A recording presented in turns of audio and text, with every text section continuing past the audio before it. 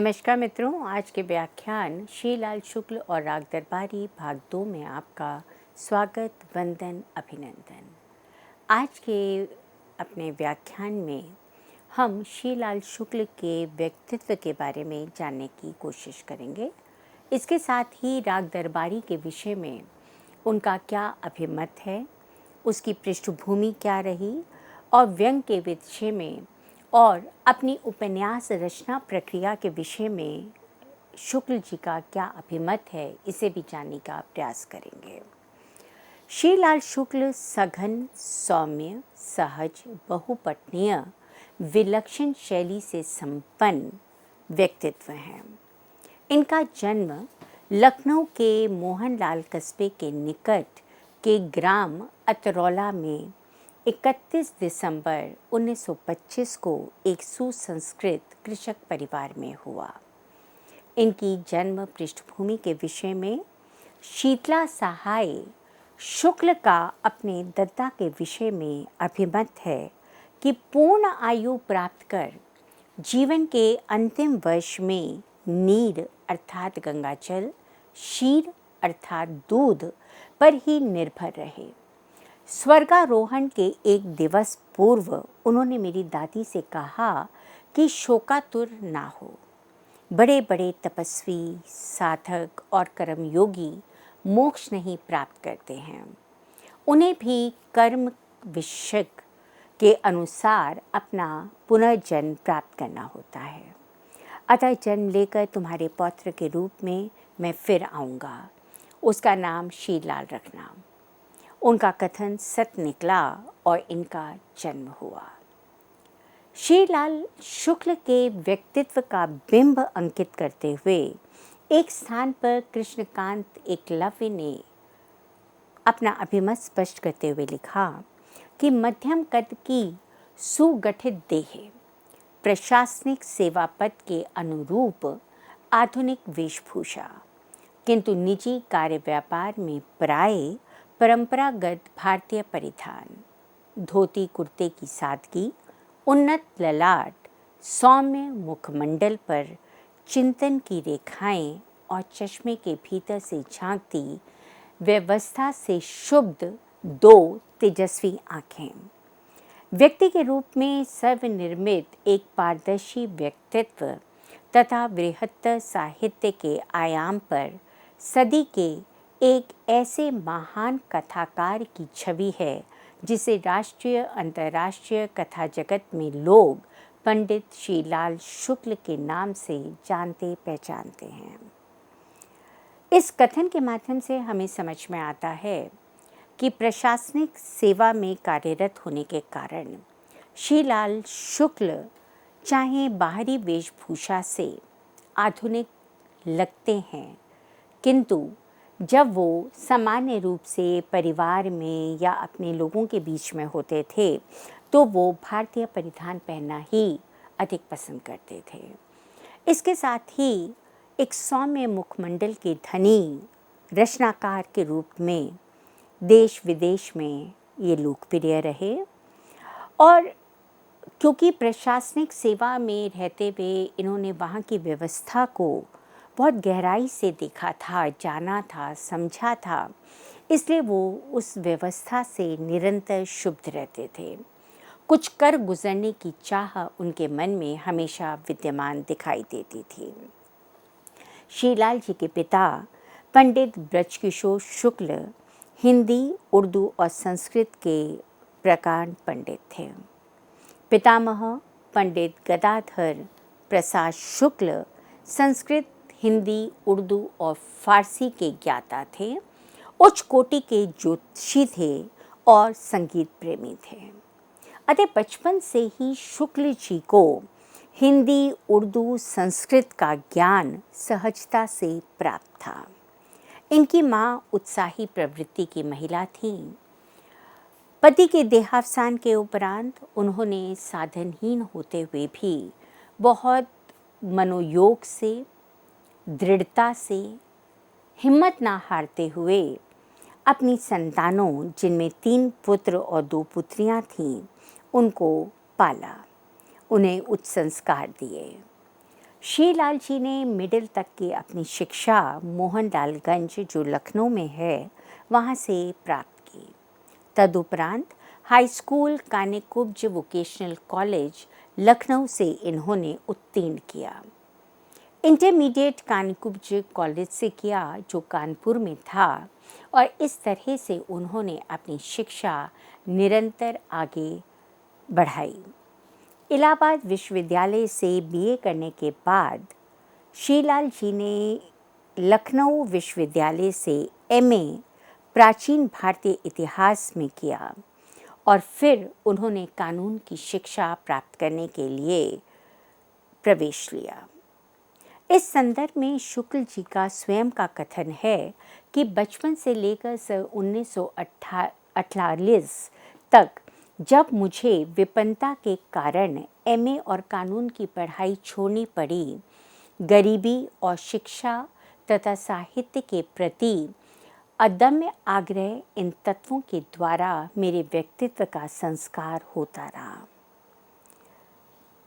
48 तक इन्होंने अपनी शिक्षा लेने का प्रयास किया, किंतु गरीबी, समुचित धनाभाव के कारण इन्हें अपनी शिक्षा बीच में ही छोड़नी पड़ी।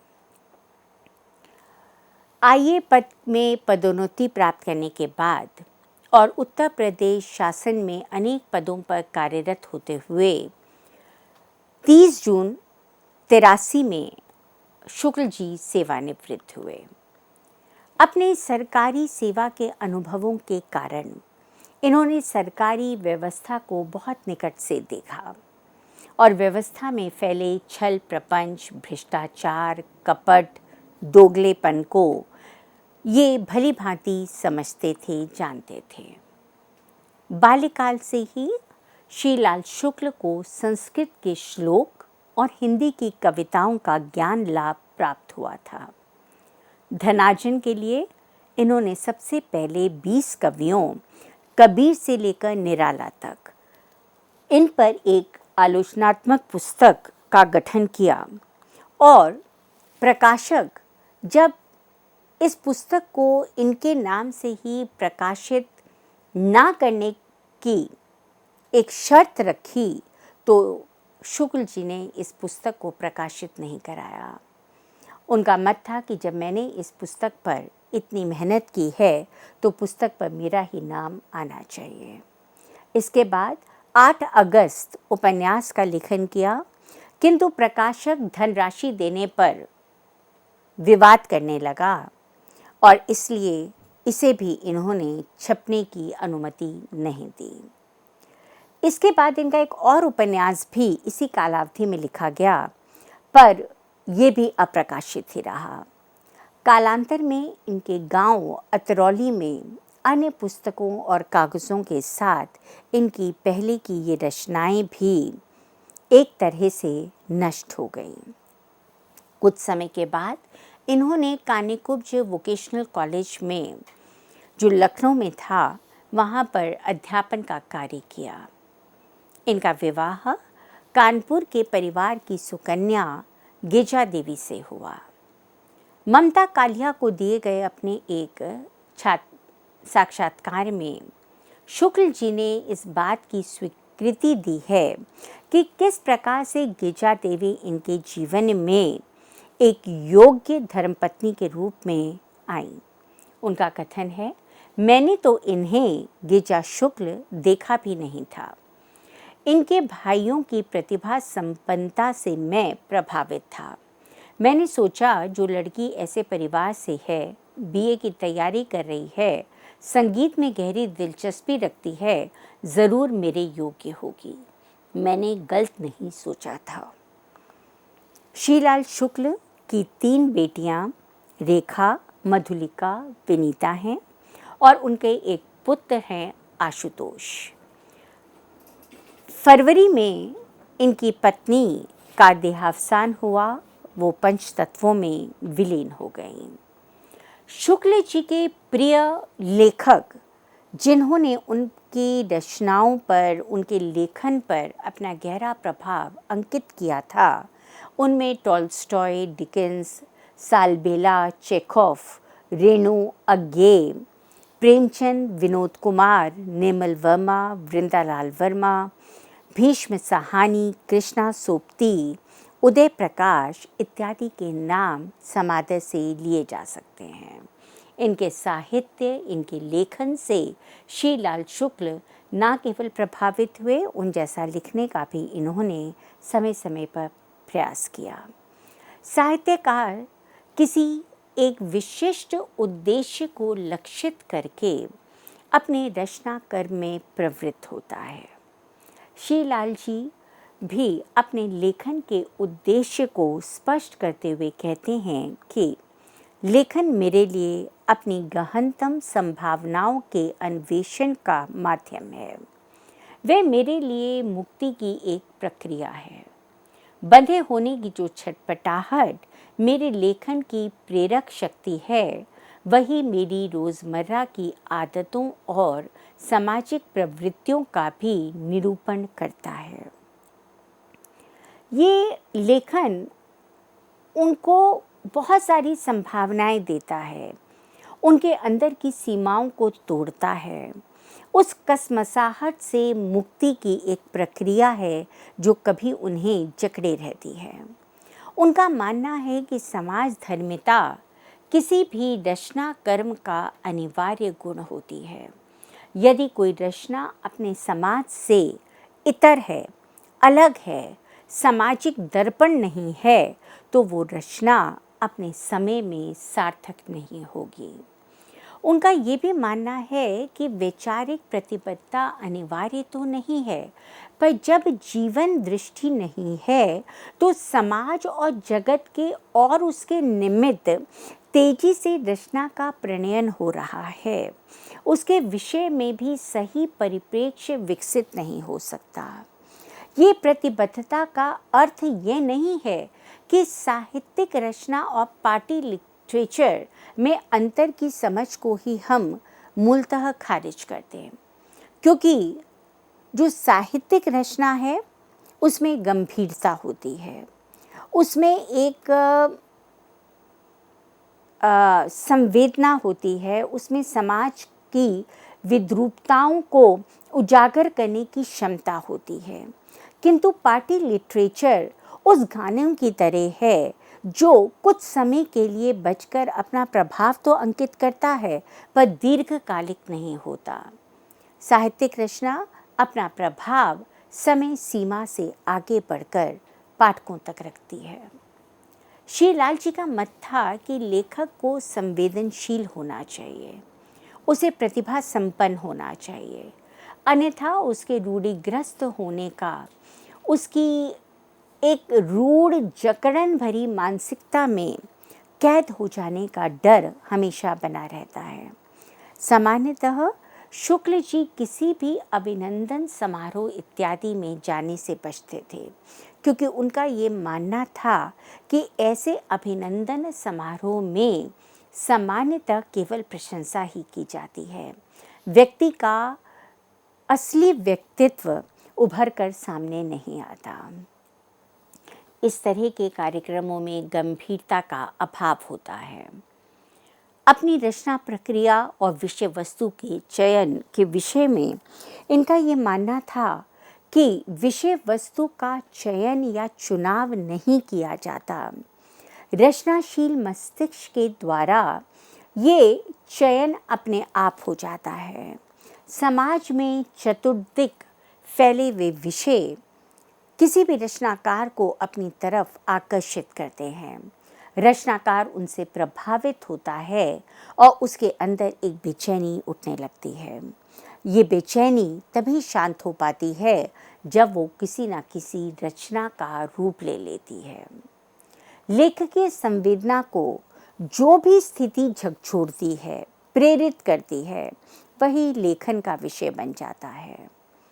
उपन्यास लिखने के में जो उपकथाएं आती हैं, उन्हें भी शुक्ल जी पहले से पूरी तरह से सोचकर नहीं रखते। उनका ये भी मानना था कि लिखते लिखते उन उपकथाओं का आविष्कार स्वयं हो जाता है। कई बार ऐसा होता है कि पुरानी घटनाओं को समूल बदलना पड़ता है, कभी कुछ जोड़ना पड़ता है और कभी कुछ घटनाओं को खारिज भी कर देना होता है। दूसरा, उन्हें ये लगता था कि जहाँ कहीं भी उन्हें भाषागत अकृत्रिमता दिखाई देती है या उन्हें ऐसा लगता है कि भावनाएं अपने सामान्य क्रम से अधिक एक आवेग में चल रही हैं या अनावश्यक भावनाओं का विस्तार हो रहा है, उनकी भरमार हो रही है, वहाँ पर भी वो उनको काटते छाटते चलते हैं। वो कोशिश करते हैं कि उनकी रचनाएं देखने में, पढ़ने में, समझने में बहुत साधारण हो, उनमें किसी भी प्रकार की एक असाधारणता दिखाई ना दे। हाँ, पर जब हम उनको पढ़ें तो उनमें गंभीरता नज़र आए, उनमें कोई तत्व नज़र आए जो पाठकों को अपनी तरफ आकर्षित करे। शुक्ल जी विषय और शैली को अभिन्न मानते हैं। उनका मानना है कि विषय को शैली से तोड़कर, अलग करके नहीं देखा जा सकता। इसी तरह से उनकी दृष्टि में कला और नैतिकता ये दोनों सापेक्ष हैं। व्यंग्य शुक्ल जी की रचनात्मकता का विशिष्ट गुण है। उन्होंने व्यंग्य को मनोरंजन का पर्याय न मानते हुए अभिव्यक्ति की एक शैली माना है। कथ्य और समय की एक मांग के रूप में उन्होंने व्यंग को स्वीकार किया है। उनका मानना है, मकान तक आते आते मैं व्यंग को आधुनिक जीवन और आधुनिक लेखन के अभिन्न अस्त्र और एक अनिवार्य शब्द के रूप में पाया है। शुक्ल जी का रचना संसार कैसा है? शुक्ल जी ने जिन उपन्यासों का सृजन किया उनके शीर्षक हैं सूनी घाटी का सूरज, अज्ञातवास, राग दरबारी, आदमी का जहर, सीमाएं टूटती हैं, मकान, पहला पड़ाव, विश्रामपुर का संत, बब्बर सिंह और उसके साथी तथा राग विराग। शुक्ल जी का अद्भुत कथात्मक लेखन का यही कारण था कि उनके किसी भी उपन्यास में हम विषय, भाषा, शिल्प और शैली किसी भी दृष्टि में पुनरावृत्ति नहीं देखते हैं। आप कोई भी उनके दो उपन्यास उठा लीजिए, एक उपन्यास दूसरे उपन्यास से पूरी तरह से भिन्न नजर आएगा।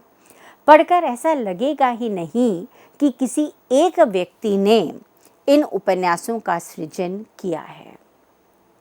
उनके सभी उपन्यासों को क्रम से एक के बाद एक पढ़ने से ऐसा लगता है कि ये अलग अलग उपन्यासकारों द्वारा लिखे गए हैं।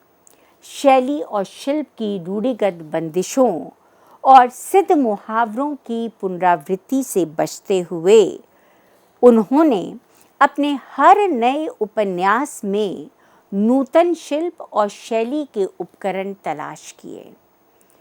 उन्होंने हिंदी उपन्यास लेखन के मिजाज को तो बदला ही, साथ ही अपने लेखन में भी पिछले को छोड़कर कुछ नया अपनाने की प्रक्रिया से गुजरते रहे। उनका ये प्रयास रहा कि अपना प्रत्येक उपन्यास पिछले उपन्यास से शिल्प, विषय, शैली की दृष्टि से उसमें वो कुछ नया कारगर कर सकें।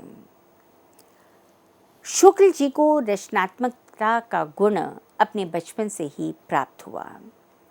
साहित्य के प्रति उनका ये आग्रह लगभग 12-13 वर्ष की अल्पायु में ही दिखाई देने लगा था। इस समय उन्होंने घनाक्षरी सवैया में लिखना प्रारंभ कर दिया था। इतना ही नहीं, वे कवि सम्मेलनों में भी आते जाते रहे। कविता, कहानी, आलोचनात्मक निबंध, उपन्यास का भी उन्होंने सृजन शुरू कर दिया था। उनका कथन था कि 14-15 साल की आयु तक उन्होंने एक महाकाव्य जो अधूरा रह गया, 2 लघु उपन्यास जो पूरे हो चुके हैं और कुछ नाटक और कुछ कहानियाँ वो लिख चुके थे। नए लेखकों को सीखने के लिए उपन्यास लेखन की कला पर भी उन्होंने एक ग्रंथ लिखना शुरू कर दिया था। इनके उपन्यास, कहानियाँ, हास्य व्यंग्य, निबंध, लेख तत्कालीन प्रमुख पत्र पत्रिकाओं में समय समय पर छपते रहे और पाठकों द्वारा सराहे गए। इन पत्र पत्रिकाओं में धर्मयुग, साहित्यिक हिंदुस्तान, ज्ञानोदय, नई कहानी, कल्पना, माध्यम, सारिका, तुंग श्रृंग इत्यादि को हम उदाहरण स्वरूप ले सकते हैं। श्रीलाल शुक्ल ने अपनी रचनाओं के माध्यम से सामाजिक कुरीतियों, बंधनों, जर्जर मान्यताओं, परंपराओं, भ्रष्टाचार, अंधविश्वासों को व्यंग के माध्यम से समाज के सम्मुख उद्घाटित करने का प्रयास किया। उन्होंने टूटे मूल्यों को पुनः स्थापित करने का भी अपनी रचनाओं के माध्यम से कहीं ना कहीं प्रयास किया है। इस दृष्टि से अगर हम देखें तो श्रीलाल शुक्ल की तुलना हम प्रेमचंद और बंकिम से कर सकते हैं। वे अपने साहित्य में के माध्यम से इस बात को याद दिलाते हैं कि जो टूट चुका है वो पूरी तरह से नष्ट नहीं हुआ है, उसमें अभी भी जुड़ने की थोड़ी बहुत संभावनाएं शेष रह गई हैं। इसलिए उसे पूरी तरह से नष्ट नहीं किया जाना चाहिए। अपने लेखन के प्रति श्रीलाल शुक्ल की दृष्टि हमेशा ही आलोचनात्मक रही है। उन्होंने कभी भी इस बात की सराहना नहीं की कि उनकी पुस्तकों की समीक्षा की जाए, क्योंकि वो खुद ही अपनी रचनाओं की इतनी आलोचना करते थे कि 4-5 आलेखों के उपरांत ही वे अपनी किसी रचना को स्वीकृति दे पाते थे। राग दरबारी के विषय में भी उनका यही मानना है कि इस उपन्यास ने उन्हें लगभग 6 साल तक बीमार रखा। उपन्यास के गवई पात्रों का सृजन करते करते, दिन रात उनके साथ रहते रहते उनकी स्वयं की भाषा भी इतनी खराब हो गई थी कि घर परिवार समाज की भद्र स्त्रियां उनसे बात करने से कतराने लगी थीं। अतः उन्हें उन सब से दूर एक फ्लैट में जाकर रहना पड़ा था। उन्होंने राग दरबारी उपन्यास को लगभग 6 वर्षों में पूरा किया और इन 6 वर्षों में 6-7 बार उसमें उन्होंने संशोधन भी किया, तब जाकर यह उपन्यास अपने पूर्ण रूप को प्राप्त कर सका। इसी तरह इनके अन्य 2 उपन्यास मकान और सीमाएं टूटती हैं का भी अनेक बार इन्होंने संशोधन और परिवर्धन किया है। उपन्यासकार जीवन के किसी भी क्षेत्र से उपन्यास के विषय को चयनित कर लेता है।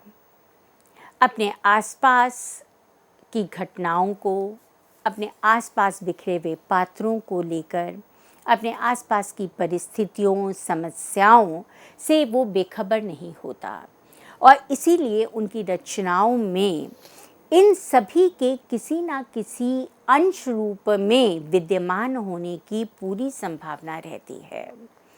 श्रीलाल शुक्ल विषय, शिल्प दोनों ही दृष्टियों से अपने आप को पारंपरिक रूढ़ियों से मुक्त रखकर चलते हैं।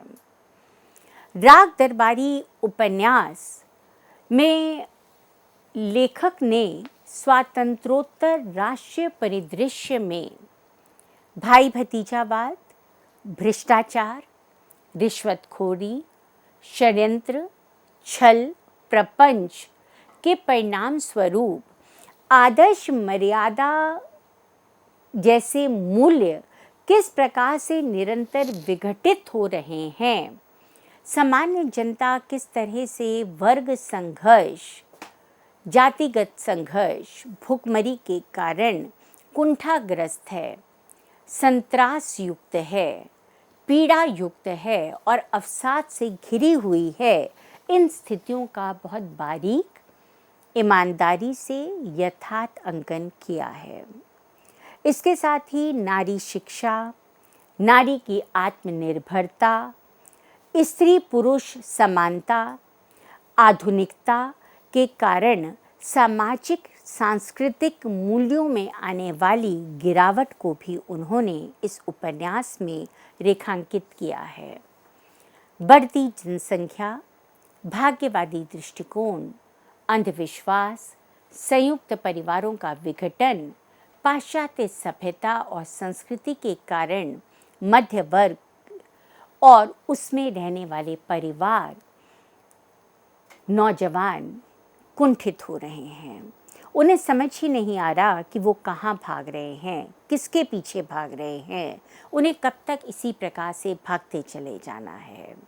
ये एक ऐसी अंधी दौड़ है जिसका कहीं पर भी कोई समापन दिखाई नहीं दे रहा। इसके साथ ही इस उपन्यास में इस बात को भी लेखक ने अंकित करने की कोशिश की है कि पाप और पुण्य क्या है, नैतिकता अनैतिकता के बीच की विभेद रेखा क्या है, धर्म अधर्म क्या है। इन सब का व्यक्तिगत रुचि और उसकी आवश्यकता पर किस प्रकार से प्रभाव पड़ता है, या दूसरे शब्दों में कहें कि व्यक्तिगत रुचि और आवश्यकता किस प्रकार से पाप पुण्य, नैतिकता अनैतिकता, धर्म अधर्म को परिभाषित करती है, इसका भी उन्होंने संकेत दिया है। श्री लाल शुक्ल ने अपने उपन्यास राग दरबारी में विभिन्न संदर्भों के माध्यम से इन्हीं विसंगतियों को पाठकों के समक्ष उपस्थित करने का प्रयास किया है। ग्रामीण जीवन के प्रति उनका एक अटूट लगाव था और उन्होंने ग्रामीण जीवन के लिए किस तरह से रूढ़ियाँ अभिशाप बनती जा रही हैं, इसका भी चित्रण किया है। उनका मानना है कि उपन्यास के पात्र काल्पनिक ना होकर यथार्थ जमीन से जुड़े हुए हैं। अगर वो केवल काल्पनिक होंगे तो वो अपने पाठकों को छू नहीं सकते, उनमें वो संवेदना उत्पन्न नहीं कर सकते हैं जो उपन्यासकार चाहता है। इसलिए कहीं ना कहीं कल्पना का सहारा लेने पर भी उनका ये उपन्यास यथार्थ की ठोस भूमि पर अवस्थित है। उनकी उक्ति है, राग दरबारी को व्यंग्य उपन्यास कहा जाता है, लेकिन राग दरबारी कोलाज की शैली में लिखा गया एक उपन्यास है। व्यंग्य के जितने उपादान हैं वे पाठकों को उसमें मिलते हैं, किंतु इसी से राग दरबारी को व्यंग्य उपन्यास कहना उसका परिसीमन है।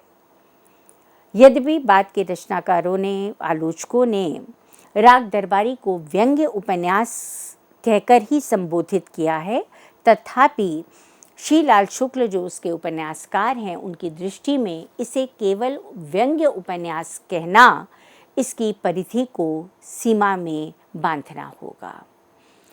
डॉक्टर राधा दीक्षित के शब्दों में हम कह सकते हैं कि राग दरबारी स्वातंत्रोत्तर भारतीय समाज की मूल्यहीनता को, किस प्रकार से पात्रों में चारित्रिक अधपतन आया उसे, और किस प्रकार से परिस्थितियाँ इतनी विकट होती गईं कि व्यवस्था ना केवल रूढ़ हुई, भ्रष्टाचार से युक्त हो गई। इसका सजीव अंकन हमें राग दरबारी में दिखाई देता है। वस्तुतः ये उपन्यास ज्ञान, विज्ञान, राजनीति, साहित्य, संस्कृति, राष्ट्रीय अंतर्राष्ट्रीय सभी विषयों को अपने अंदर समाविष्ट किए हुए है। बिना किसी पूर्वाग्रह के, पूर्वापरक्रम के, असंबद्ध कथानक, वृहद घटना चक्र और पात्र योजना के होने पर भी उपन्यास अपने पाठकों के मध्य विशेष लोकप्रिय है। लीक से हटकर लिखा गया ये उपन्यास शास्त्रीय कसौटी पर यद्यपि तोला नहीं जा सकता, या कहें कि इसे तोलना अनुचित होगा, तथापि राग दरबारी में हमें नारी विमर्श का अभाव होने पर भी एक प्रकार की दुरूहता, क्लिष्टता कहीं पर भी दिखाई नहीं देती है। सर्वत्र एक तीक्ष्ण संवेदना की अनुभूति होती है, एक व्यंग्यात्मक दृष्टिकोण दिखाई देता है। ठेठ बोली, मुहावरेदार भाषा शैली, देशज भाषा में यथार्थ का छौंक पाठकों को अंदर तक आकर्षित करता है और वो आद्यंत इस उपन्यास को पढ़ने के लिए बेचैन हो उठता है। उपन्यास तत्कालीन परिस्थितियों को अनावृत करने में भी सक्षम है, किंतु वो कहीं पर भी नए मार्गों का अन्वेषण करता हमें दिखाई नहीं देता। कमलेश्वर मानते हैं कि ये उपन्यास आज की हिंदुस्तानी जिंदगी की मुख्य धारा को पकड़ने की कोशिश करता है। श्रीलाल शुक्ल का देहांत 28 अक्टूबर 2011 को हुआ। इस प्रकार से हम देखते हैं कि ऐसा व्यक्तित्व जो अपने आप में सुघड़ था, अपने आप में दृढ़ता से युक्त था, जिसने अपने समय की सीमाओं की परवाह ना करते हुए, और क्योंकि ये प्रशासनिक सेवा में कार्यरत थे तो वहाँ पर होने वाले भ्रष्टाचार को, छल प्रपंच को, कपट को इन्होंने बहुत बारीकी से देखा था, समझा था। उसको पूरी निर्भीकता के साथ उन्होंने अपने इस उपन्यास में अंकित किया है। स्वातंत्रोत्तर समाज अपने आप में मोह भंग की स्थिति को लेकर आया। इस समय के समाज में जो कुछ भी हमने सपने देखे थे, जो कुछ भी हमारी अपेक्षाएं थीं, वो सब धीरे धीरे तिरोहित होते गए और एक ऐसा समाज हमारे सामने उपस्थित हुआ जिसे हम चाह कभी स्वीकार नहीं कर पा रहे थे। ऐसे मोह भंग की स्थिति में राग दरबारी अपने आप में एक अनूठा उपन्यास है, जहाँ पर वैद्य जी के माध्यम से, जो इसके प्रमुख पात्र हैं, उनका दरबार है और राग जो उन्होंने अपने आसपास के जीवन को जिया। इस प्रकार से ये राग दरबारी वैद्य जी का राग दरबारी होते हुए भी अपने आप में संपूर्ण देश विदेश को अपने अंदर समाहित कर लेता है। ये उपन्यास अपने समय का एक दस्तावेज तो है ही, ये आज भी उतना ही प्रासंगिक है। आज भी पाठकों को इसे पढ़कर उस समय की स्थिति का तो ज्ञान होता ही है। आज भी हम देखें तो प्रशासनिक व्यवस्था में, आर्थिक व्यवस्था में, धार्मिक व्यवस्था में, राजनीति में भी हमें भ्रष्टाचार दिखाई देता है। तो ये उपन्यास अपने समय से आगे का उपन्यास है। प्रेमचंद की भांति ही इन्होंने अपने पात्रों को अपने आसपास के वातावरण से चयनित किया है, घटनाओं को अपने आसपास से लिया है और इसीलिए ये अपने पाठकों को, उनकी संवेदनाओं को छूता है, उन्हें अपना लगता है। कोई वायवी उन्होंने विषयों का चयन नहीं किया। ऐसे ही उनकी भाषा को अगर हम देखें तो वो सहज सरल है। सहज सरल होने के बाद भी पूरा उपन्यास पढ़ने पर हमें लगता है कि उसमें गांधीर्य है, उसमें विषय को समझने की ताकत है। जो कुछ भी उपन्यासकार उसके माध्यम से कहना चाहता है वो उसे पूरी सार्थकता के साथ कह पाया है। अपने अगले वक्तव्य में हम राग दरबारी उपन्यास के कथानक और उसके शिल्प पर बात करेंगे। तब तक के लिए आज्ञा दीजिए। नमस्कार।